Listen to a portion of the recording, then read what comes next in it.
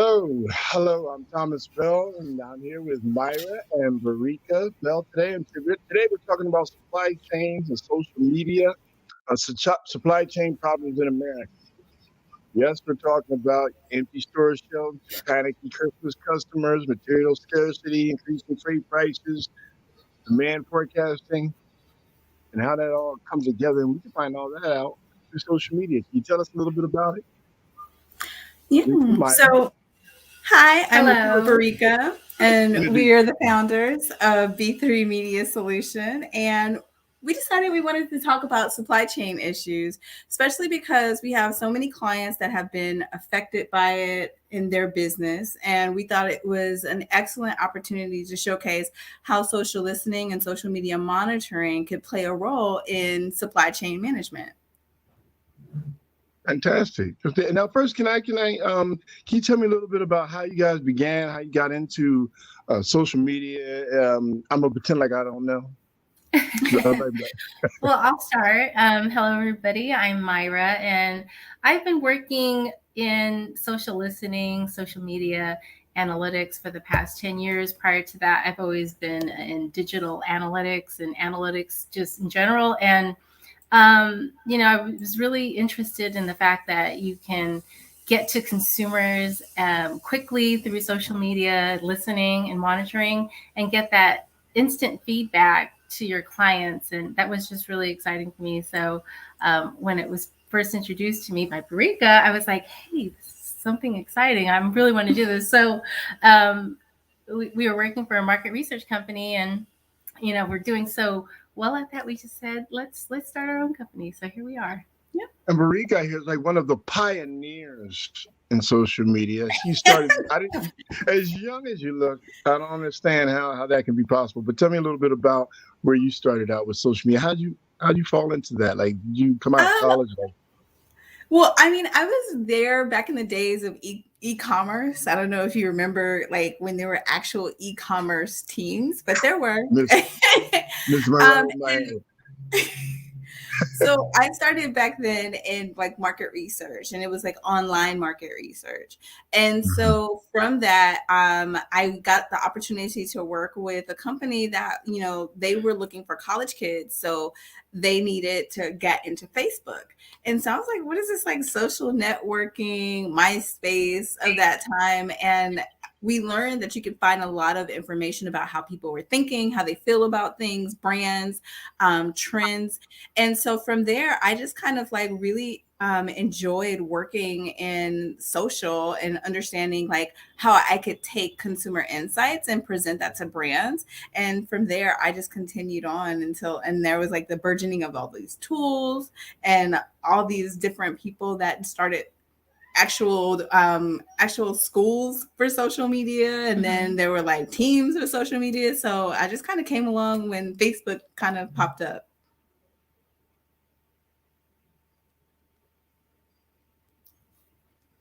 So I guess what we should do is talk about like how social media has a real role in supply chain management. And I think one of the first things that struck in my mind is a lot of people don't understand what supply chain management is. And it's just a bunch of different activities that are required to plan, control, and execute a product's flow from acquiring raw materials and production through distribution to the final customer. So that is supply chain management. But how social listening and monitoring kind of like filters in that is that it actually helps brands, if they're doing it, to understand what consumers are demanding, what products they're interested in, how much of it, by looking at the amount of consideration. I'll let you go into kind of like how we look at that. Well, one of the ways we looked at supply chain was during COVID. So a lot of our clients were impacted, of course, all brands were. And so they had an immediate need to understand what they were having issues with, what their pain points were. And we work a lot with automotive. And so the big issue there was just, simply making a payment. Since everything was shut down, a lot of people couldn't work, couldn't make a car payment. So we saw a lot of the automotive companies start to monitor these conversations and hear, kind of just understand what those actual pain points were, and to even use their community management to reach out to people who were expressing difficulties online, to actually reach out to them and offer them solutions. But overall, across the board, a lot of automotive companies did modify the payment schedules and offer their customers ways to defer payments, or to just help them alleviate the stress that they were feeling during that time.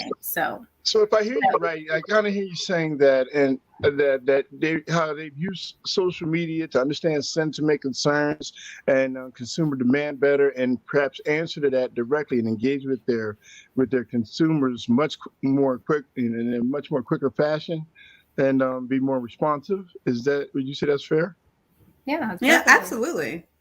Okay, all right. And what are some of the things you should consider when trying to build a keyword list to help track this consumer demand?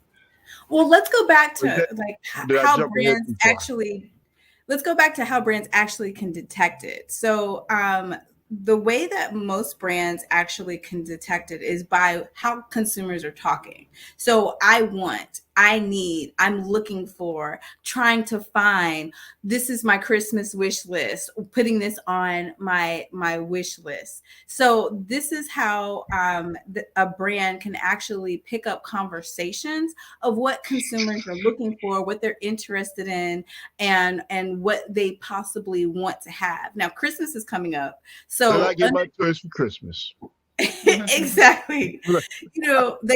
Christmas is coming up. So a lot of people are starting now because they know and are aware of the supply chain issue.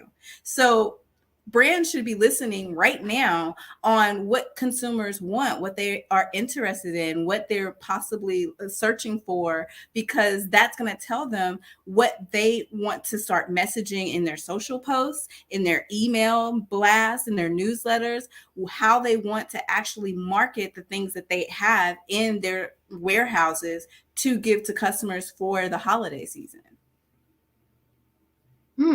Interesting. Any other, anything like that, Myra, or any other ideas around that? And well, the idea of social listening, social monitoring is like brands should always be in tune and have their teams already dialed in and paying attention to what's going on with their brands. But another way to use social listening is to do competitive analysis and see what your competitors are doing and what the customers are asking for and wanting. So thousands and maybe mentions of thousands and maybe millions of mentions out there. How do you keep track of all that? And between sentiment and the numbers, and how do you keep track of all that and whittle through it and get through all the noise? And I can imagine how much stuff you must pick up, around the different brands. Well, we have a variety of ways to do that, and with our social tools, there are things that we call themes, and that helps us dial into a specific conversation. So we look at the topic as a whole. Maybe it's a brand, and then we build themes. We call them themes, where we dial into particular conversations. And like Marika mentioned, it can be a theme around people saying, I want, I need, my Christmas wish list, hashtag Christmas wish list. So those all be put into a theme and layered on top of the topic, so we can focus in on the more specific conversation. And also we use alerts. So alerts are incredibly helpful, because if I'm trying to see if there's an increase in negative sentiment around a brand having a lack of inventory, or a brand having nothing on the shelves, if I'm seeing over the normal threshold, now that threshold would have to be set with historical data. But if I'm seeing a spike in negative sentiment around that alert will then say, hey, you guys need to check this out. So it tells me as the social listener and the manager that I need to go into the tool, figure out what the conversation, where it's stemming from, so I can alert the brand that this is happening. Fantastic. So, I want to go back to a question that I had here about what were some of the things that you should consider when building your keyword list to help track this consumer demand? So definitely you want to consider your brand, obviously, but think Right. outside of the box, because you're not the only one. Your brand is not the only one that's going to be impacted. So going back to your earlier example of COVID. So if you are, say, a pharmaceutical company, you would want to look at your conversations for your brand, but you'd also want to look at like the World Health Organization, because they also will have campaigns that would be targeted at that. You also want to look at products that would be affected by things like COVID. So Lysol and all the shortages on toilet paper. All of those conversations can help you get an understanding of where supply and demand are going around consumers. So don't just look at your brand. You want to broaden it up to who else would be affected by a lack of products, or who would have an influx of products because of an issue or a crisis that happened. Sounds good. Now,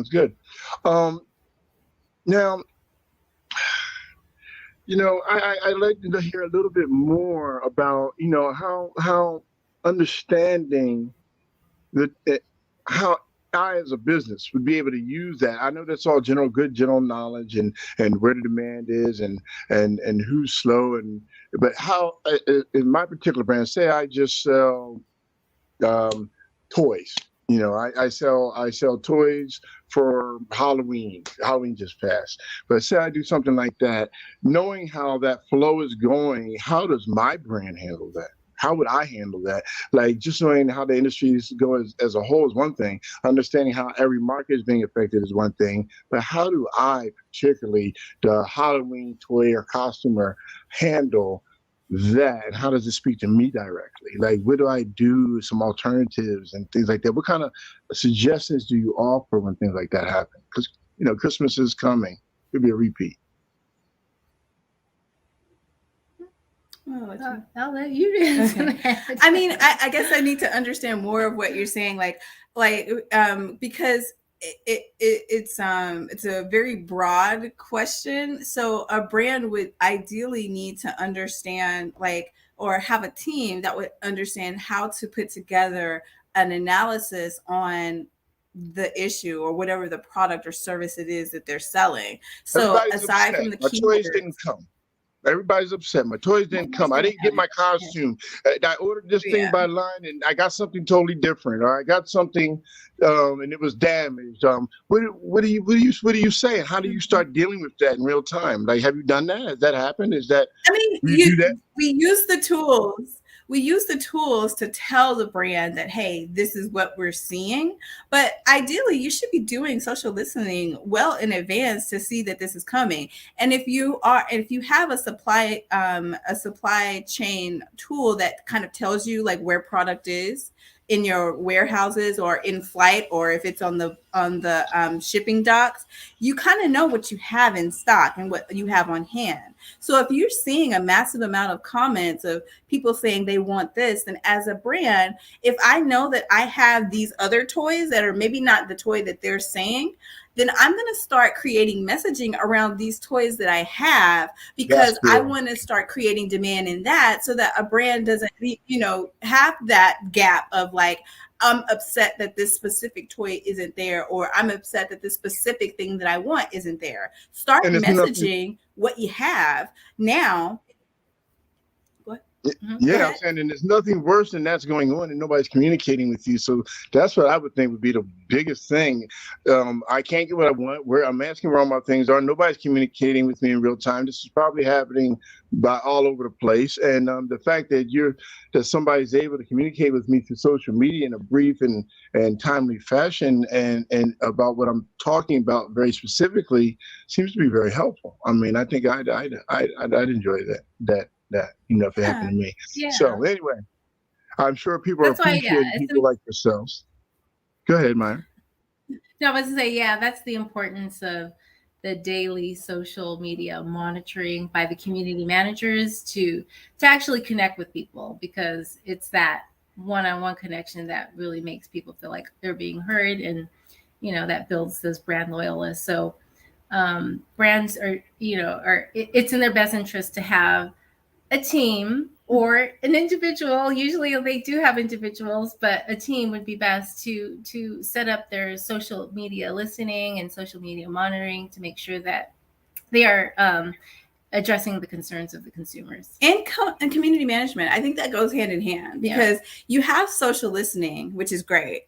Then you have the community manager, who's kind of like the ear to the ground. So they're taking those conversations one-on-one, so they can then feed that back to the social listening manager and the marketing teams to help inform them of like what consumers are upset about, what they are excited about, and then they can take those marketing messages and put more of that out there. And I think one of the things that we missed was that social listening actually can tell you the geography. So say, for instance, you're a logistics company and certain areas of the country are slowed down, or they are shut down by COVID, or there's snow. You can see those conversations in real time in social. So you know that there's going to be an issue of getting product to that specific area, or that there's a certain area that's affected by not having product there. You can see that geographically. So I think that's the beauty of social listening, is you may not get that in traditional research, but in social, we'll see the whole picture by looking at it even geographically.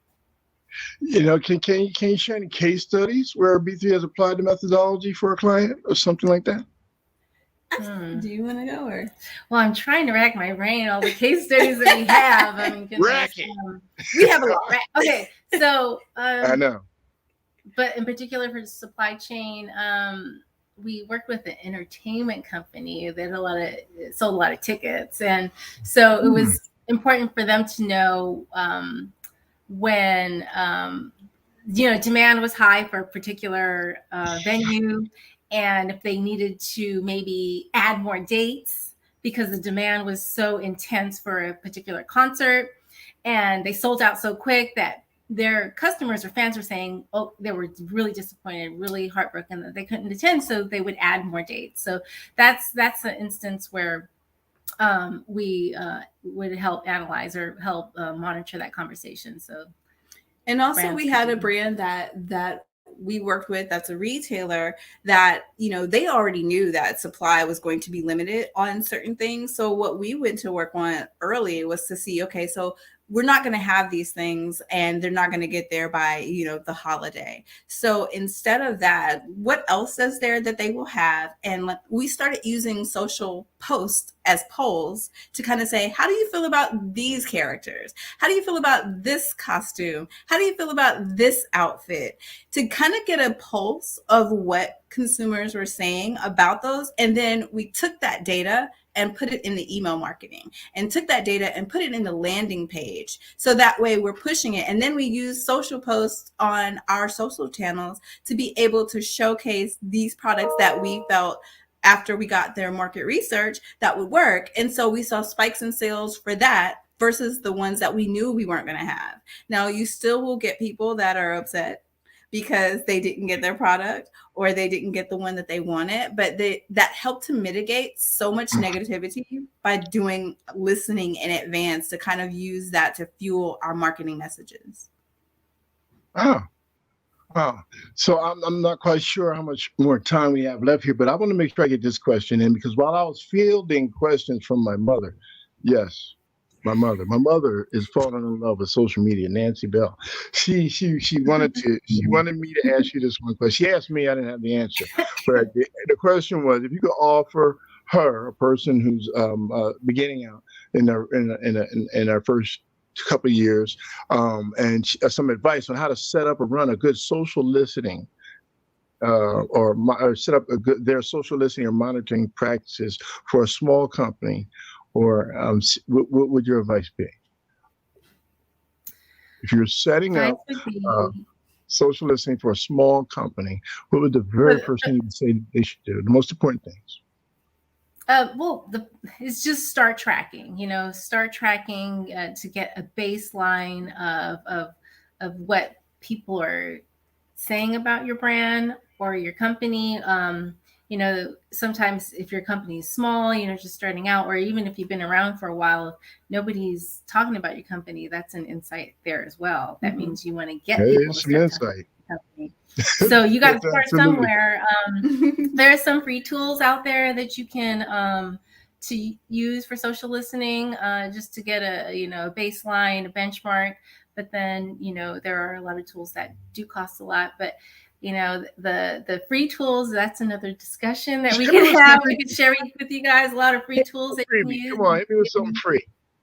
Positive, negative. Google Alerts. Google Alerts is probably like the easiest and best tool that a small business can use. Hear that, folks? Google Alerts. All you have to do is kind of put your keywords in there, and it'll send you daily or weekly updates on whatever the keywords are. But I was going to say also your competitors. Who are your competitors? Even if you're a small business, and it could be like an industry, you could be a widget company.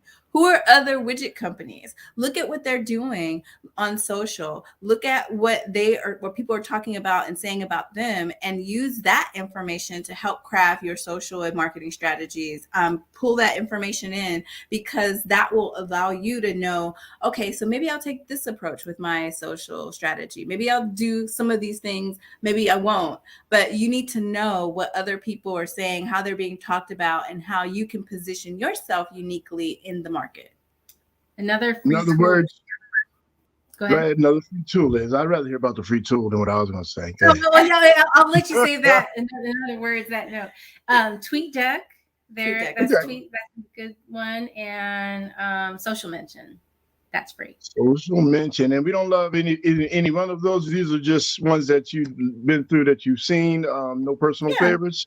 I hear that. No personal favorites, but we just want you to have that information.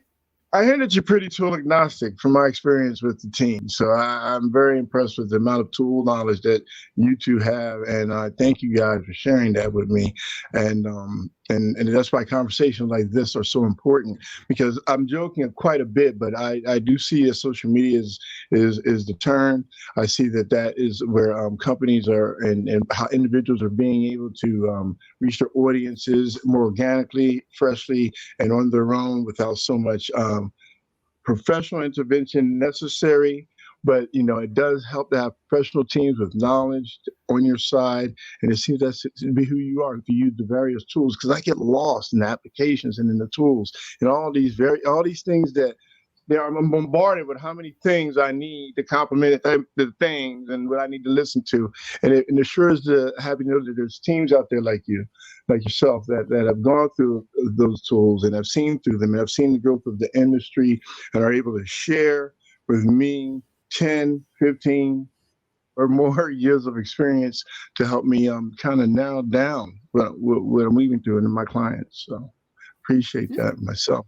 Anything else you guys like to share? I don't mean to show prematurely. We do want to say, please feel free to go to our website to get more information. If there's a brand that's out there that's looking for a way to kind of understand the supply chain management and really wanting to get into how you can use social listening for your brand, we do offer a free social media consultation for brands, enterprise level brands, and we would love to work with you and show you how social listening can be a benefit to your company or to your brand. Anything else? I just want to say, join us. Please join us next week. We'll be having these live sessions every week, and just look out for when we're going to have it next. Yeah, we're going to be talking about engagement versus reach. Which one should you use? All right. Can you please email me when you do how to be an influencer? Because that's what I want to do when I grow up. I want to be an influencer. Yes, we will. I want to be on Instagram and doing trips and showing pictures of myself drinking stuff, making plates of things. Come on now. Hook me up. What's up? Oh, you mean Instagram? You mean TikTok? You mean TikTok? You need to be a TikTok influencer. I can do both because I can dance. That's true. I can dance. Yeah, I think I have something out right now. I got a hot new single I'm releasing next week. Okay. Well, All right. I'll talk to you we'll guys. work with you on that. We'll work with So you. I need to hear next week's topic. So what is next week's topic? What was it again? Come on, producer. I Engagement. got my wonderful producer working with me today. I would like to thank Yaz for helping me out and for backing me up. And to next week, straight from Yaz's mouth, engagement versus reach. Which one should you use? This You want to know? one or that Or one? that one. Who Which one? knows? Thanks, guys. I have better lighting next week. Sorry, y'all. Good job, Yaz. Thank you, everything. I appreciate you, everyone, and everything. And you know, you're having a good day when you're thinking everything. Are we still on?